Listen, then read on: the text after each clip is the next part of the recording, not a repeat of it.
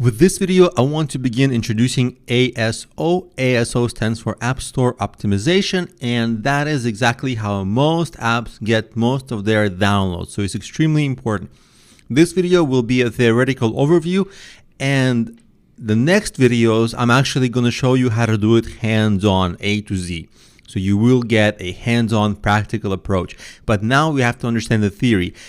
I split up ASO into three main components that you should do mostly before you actually launch your app. That's the ideal time to do it, but you can do it anytime after. The first component is your keyword research. Which keywords is your app going to rank for? For example, for my app, it's business. For a health app, it's keywords like health and fitness.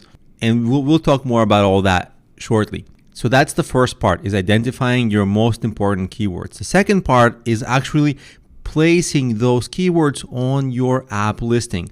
And that's a little different from Android and iOS, and we'll go over the differences in both in upcoming videos.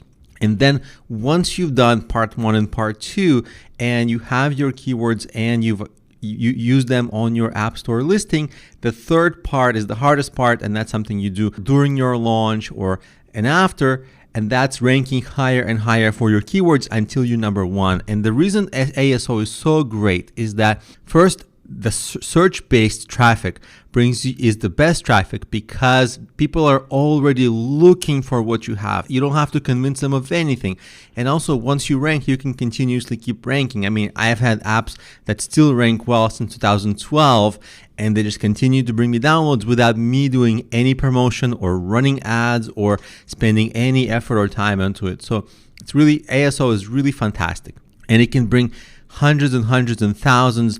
I've gotten I think over 2 million downloads from it by now, just from ASO alone. So it can be a fantastic source of downloads. A few common errors that most app marketers make is they overemphasize social media. Facebook, Twitter, Instagram, sure, those are great, but they'll get you only a trickle of downloads, and you have to constantly work at them.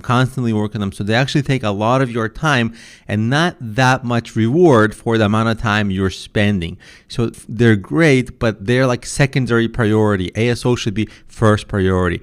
And also, a lot of people ask about ads. The problem with ads is that even though you can get a lot of downloads, usually your revenue per download is less than your spend to get the download, so you end up running ads at a loss. And that's exactly why the ASO strategy is so powerful, because these typically fall a little flat.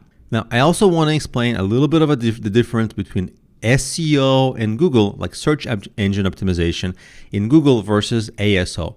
So a website that you can try to have a lot of pages on a website, like a website can have 1,000 or more pages, like a blog can have many posts, and each of those pages can target unique different keywords.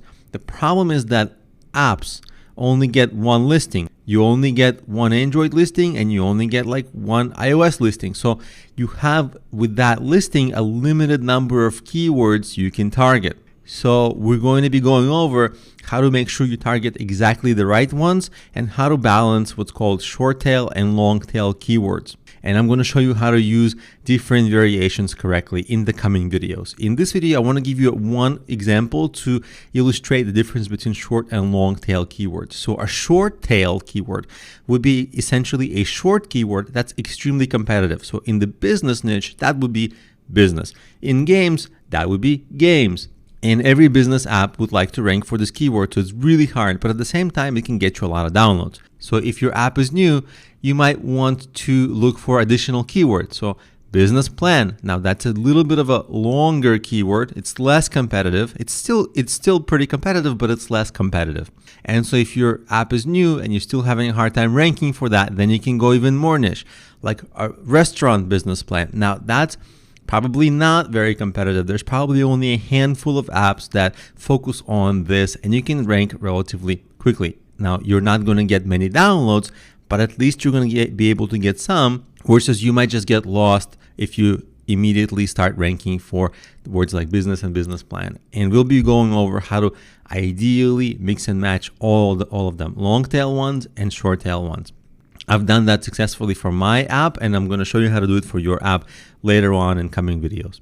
So additional Variations of this can be restaurant, business plan, and a marketing plan and fundraising. All those keywords, they kind of are seldomly searched, not often, but every once in a while. And so as long as you target that big variety of keywords, you can also get additional downloads from the many permutations of them as people are searching. So that's the example of long tail versus short tail keywords. So now that you understand the basics of ASO, let's start diving deeper into it.